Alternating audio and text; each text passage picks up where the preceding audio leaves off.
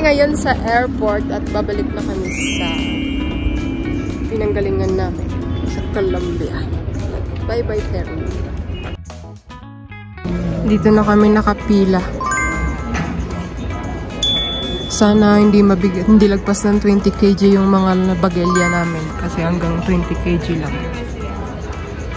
Waiting kami dito. Super early kasi 8:30 pa lang tapos 10:15 yung flight namin pupuntang Lima. Waiting. So, dun kami sa Gate 1 and Group 5 kami. So, wala pa naman. So, ito na. Boarding na us. This is the start. The start. Going... 12 hours. Yeah. Journey. Going to Lima now. From Cusco to Lima. And then waiting. Then Lima to Cali. Then waiting again. Then Cali to Santa Marta. That's all. 12 or 11 hours. 11 to 12 hours. Just could I... A short cigarette? Huh? Short cigarette? Ay, baliw. Papasok na kami sa aming lungga. Dito na. So, feeling fresh pa ako ngayon. Pero mamayang gabi kami darating. Alas 9:30 pa lang ng umaga. Darating kami sa Santa Marta ng alas 9. Ganun. Apoy, pinanhin na yung... Les pedimos ubicar todos sus artículos personales en los compartimentos superiores. Juntos hacemos un viaje seguro. So, andito na kami. Malapit na po kami umalis.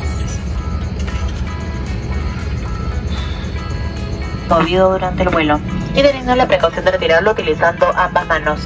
Al bajar, por favor, asegúrense de llevar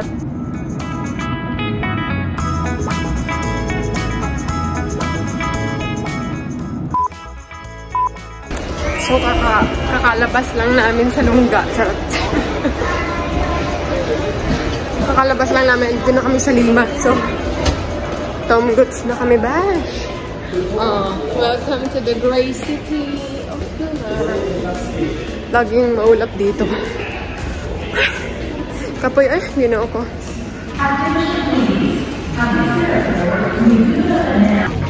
Yung flight namin papuntang Cali, 1:55 pa. So, ano pa lang ngayon? 11. So, lumabas muna kami kasi mag-iyaw sa Sibiorn. Tapos, mga box.